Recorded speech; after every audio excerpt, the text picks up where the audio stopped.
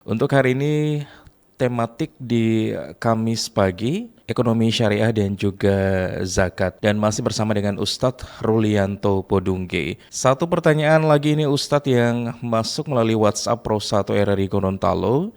Iya, silakan Iya, dijawab Ustadz Ruli. tentang mobil tadi ya. Jadi yang memiliki apa istilahnya mobil kemudian dia keluarkan dia jadikan sebagai barang jaminan. Jadi dalam sistem rahan yang ada di dalam fikih Islam ya, dalam fikih Islam, benda jaminan itu memang dijadikan hanya sebagai barang jaminan, tidak bisa apa namanya dijadikan barang yang lain. Dia semata-mata untuk jaminan. Sehingga eh, jika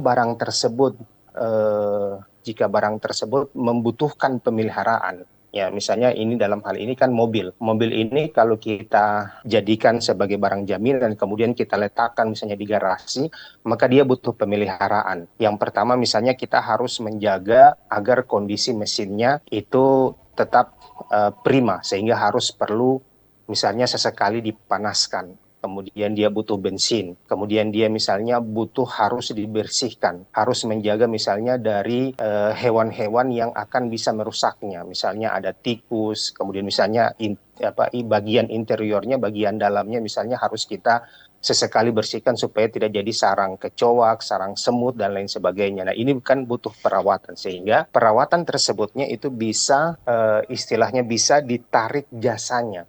Nah, inilah yang dibayar. Ya, ini yang dibayar. Jadi kalau misalnya dia mensyaratkan harus ada jasa, misalnya untuk biaya pemeliharaan, karena benda ini menjadi jaminan, kemudian dipegang oleh pihak penerima gada yang akan meminjamkan uang, kemudian dia mensyaratkan akan ada biaya jasa, maka ini sah. Ya, sah. Dia bukan bagian daripada riba.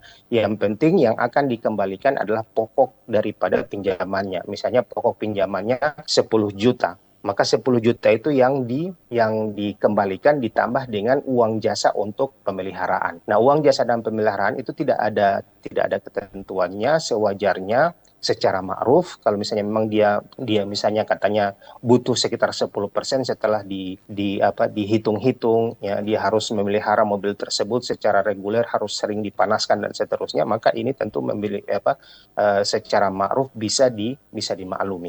Saya kira demikian jawabannya.